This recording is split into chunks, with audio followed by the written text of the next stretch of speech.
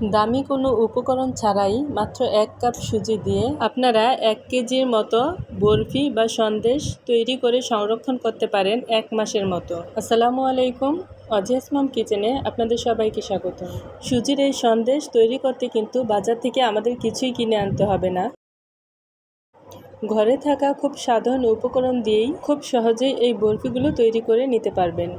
সুজির এই বরফিগুলো তৈরি করার জন্য আমি একটি প্যানে প্রথমে নিয়ে নিচ্ছি 2 টেবিল চামচ পরিমাণ ঘি। ঘিটা যখন গলতে শুরু করবে তখন এখানে দিয়ে দিব 2 টেবিল চামচ পরিমাণ বেসন। এখন চুলার হিট একদম লোতে রেখে ঘিয়ের সাথে বেসন কিছুক্ষণ ভেজে নিব।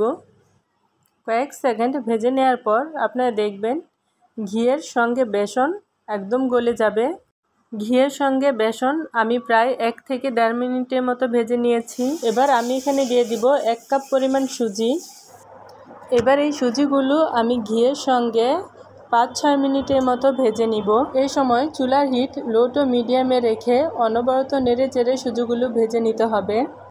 এ পর্যায়ে মনে রাখবেন একদমই কিন্তু চুলা বাড়ানো যাবে না, তাহলে কিন্তু সুজিটার কালার চেঞ্জ হয়ে যাবে বা সুজিটা পুড়েও যেতে পারে। অনবরত নেড়ে চেড়ে সুজিগুলো খুব ভালো করে ভেজে নিতে হবে, না হয় কিন্তু সুজির বরফি বা সন্দেশগুলো ভালো হবে না। আমি 5 থেকে 6 মিনিট খুব ভালো করে সুজিগুলো ভেজে নিয়েছি। এরপর এখানে দিয়ে দিচ্ছি 2 টেবিল চামচ পরিমাণ মালাই। মালাইটা হচ্ছে দুধের সর।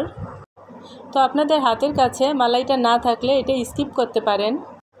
মালাইটা দিলে সুজির এই বরফিটা খেতে অনেক বেশি টেস্টি হয় আর এই বরফিটা থেকে সুন্দর একটা ফ্লেভার আসবে। মালাইটা দেওয়ার পর সুজিগুলো আমি আরও 2 থেকে 3 মিনিটের মতো ভালো করে ভেজে নিয়েছি। এবার চুলাটা অফ করে দিয়ে দিব 2 থেকে 3 টেবিল চামচ পরিমাণ গুঁড়া দুধ। খেয়াল রাখবেন গুঁড়া দুধ দেওয়ার পর কিন্তু চুলাটা অবশ্যই অফ করে দিতে হবে, না হলে কিন্তু সুজিগুলো পুড়ে যেতে পারে। গুঁড়া দুধ দেওয়ার পর সুজির সাথে আবারও দুধটা ভালো করে নেড়ে চেড়ে মিশিয়ে নিলাম। গুঁড়া দুধ ভালো করে মিশানোর পর এই প্যানটাকে আমি এক সাইডে নামিয়ে রাখবো। এবার চুলায় একটি হাঁড়িতে দিয়ে দিচ্ছি 1 কাপের মতো চিনি। 1 কাপ সুজির জন্য 1 কাপ চিনি যথেষ্ট। 1 কাপ চিনিতে আমি আধা কাপ পরিমাণ পানি দিয়ে দিলাম। এবার এটা আমি জাল করে নিব। চিনিটা গলে যাওয়া পর্যন্ত নেড়ে চেড়ে এটাকে আমি জাল করে নিব। এই চিনির পানিটাকে কিন্তু খুব বেশি সময় ধরে জাল করার কোনো প্রয়োজন নেই, কিংবা 1 তার বা 2 তার হওয়ারও কোনো প্রয়োজন নেই। চিনি আর পানি এভাবে মেজারমেন্ট করে দিলে শিরাটা পাতলা বা ঘন হওয়ার কোনো ভয় থাকবে না। আমি আপনাদের দেখিয়ে দিচ্ছি, যখন এরকম আঠালো ভাব হবে তখনই বুঝতে হবে শিরাটা পারফেক্টভাবে তৈরি হয়েছে। এবার শিরাটাকে চুলা থেকে নামিয়ে সুজির প্যানটি আমি চুলায় তুলে দিলাম আর তৈরি করে রাখা শিরাটা আমি সুজির মধ্যে পুরোটুকুই ঢেলে দিলাম। এখন চুলার হিট লোতে রেখে অনবরত নাড়তে হবে। কিছুক্ষণ নেড়ে চেড়ে মিশিয়ে নিলে দেখতে পারবেন সুজিটা শিরার সাথে খুব ভালো করে মিশে গেছে। আমরা এই মিশ্রণটি ততক্ষণ পর্যন্ত নেড়ে চেড়ে মিশিয়ে নিব যতক্ষণ না পর্যন্ত এই সুজির মিশ্রণটি শুকিয়ে আসে। এ পর্যায়ে সুন্দর একটা ফ্লেভারের জন্য দিয়ে দিচ্ছি 1/2 চামচ পরিমাণ এলাচের গুঁড়া। এখন আবারও অনবরত নেড়ে চেড়ে এলাচের গুঁড়া সুজির সাথে মিশিয়ে নিব। সুজির এই মিশ্রণটি শুকাতে আমার 5 থেকে 6 মিনিটের মতো সময় লেগেছে। আমি আবারও বলছি, এ সময় কিন্তু কোনোভাবেই নাড়াচাড়া বন্ধ করা যাবে না। নামানোর ঠিক আগে দিয়ে দিচ্ছি 1 চা চামচ পরিমাণ ঘি। ঘি দেওয়ার পর মিশ্রণটির সাথে আবারও খুব ভালো করে নেড়ে চেড়ে মিশিয়ে নিব। ভালো করে মিশানো হয়ে গেলে এবার চুলা থেকে নামিয়ে নিব। সন্দেশের এই মিশ্রণটি আপনার যে কোনো পাত্রে সেট করতে পারেন। তো আমি একটি স্টিলের প্লেট নিয়েছি। স্টিলের প্লেটটিতে প্রথমে আমি ঘি মাখিয়ে নিলাম, তারপর সন্দেশের মিশ্রণটি দিয়ে প্লেটটির মধ্যে সমানভাবে ছড়িয়ে দিচ্ছি।